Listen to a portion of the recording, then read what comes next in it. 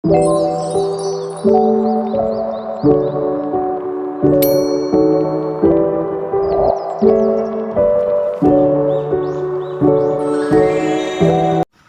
teman-teman, kembali lagi dengan saya Ines Anggraini dalam video pembelajaran telaah kurikulum.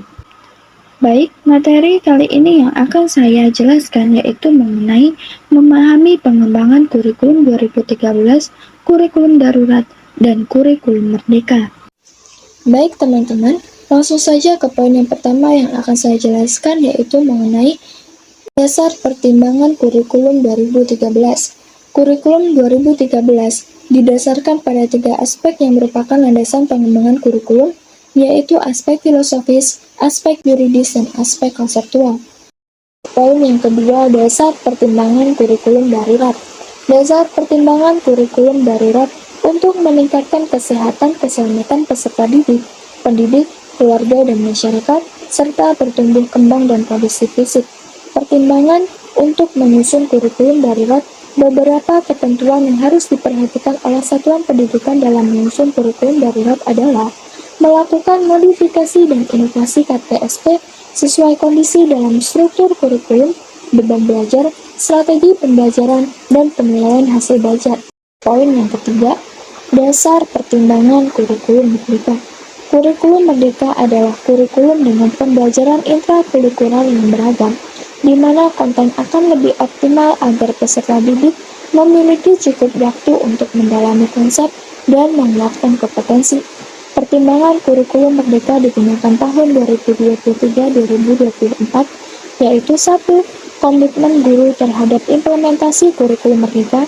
2. Paradigma guru terhadap kurikulum merdeka. 3. Budaya saling percaya. 4. Komunikasi terbuka. 5. Visi pimpinan sejalan dengan arah kebijakan. Selanjutnya saya akan menjelaskan rasiologis pengembangan kurikulum 2013, kurikulum darurat, dan kurikulum merdeka. Yang pertama yaitu rasiologis pengembangan kurikulum 2013. Tantangan internal terkait dengan kondisi dan faktor perkembangan pendidik. Tantangan eksternal, tantangan masa depan, kompetensi yang diperlukan masa depan, persepsi masyarakat, arus globalisasi, kemajuan teknologi dan informasi.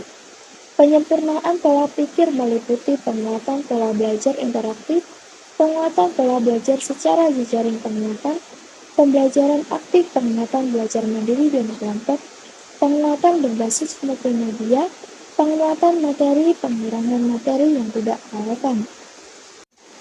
2. Rasiologis pengembangan kurikulum darurat.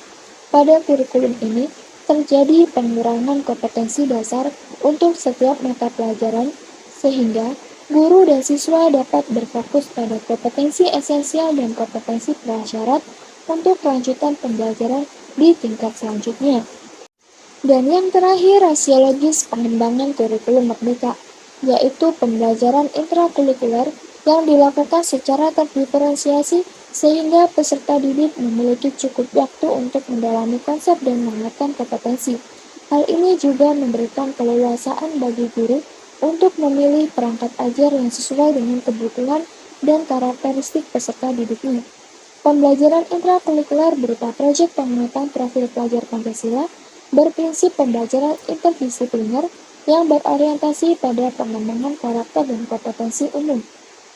Pembelajaran intrakurikuler dilaksanakan sesuai dengan minat murid dan sumber daya satuan pendidikan. Satuan pendidikan menerjemahkan capaian pembelajaran dengan menyusun kurikulum operasional dengan rencana pembelajaran yang sesuai dengan kebutuhan belajar pelajar dan karakteristik satuan pendidikan masing-masing. Muatan capaian pembelajaran dapat dikelola pendidik sebagai mata pelajaran tersendiri, tematik, integrasi, atau sistem blok.